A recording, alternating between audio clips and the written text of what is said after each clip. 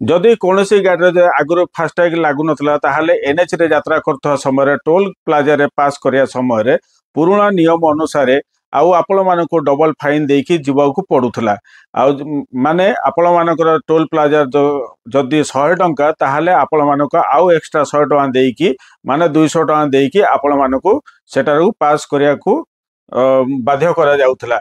वर्तमान आपण मानक पई मु आश्वस्त खबर आनी देछि नवेम्बर 15 रु आउ आपण मानकू डबल फाइन दवा पड़ोनी आउ आपण मानकू 15% एक्स्ट्रा केवल देबे माने आपण मानकर टोल प्लाजा जदि 100 टंका ताहले 15 टंका एक्स्ट्रा देबे माने 115 टंका देकी आपण को गाड़ीटा को सेठारू अतिक्रम करिकी आपण जाई परिबे। आउ आपण माने भारत सरकार को राज्यपथ नुआ नियम केपरि लागिला आउ आपण मानकू कमेंट माध्यम रे जणेबे।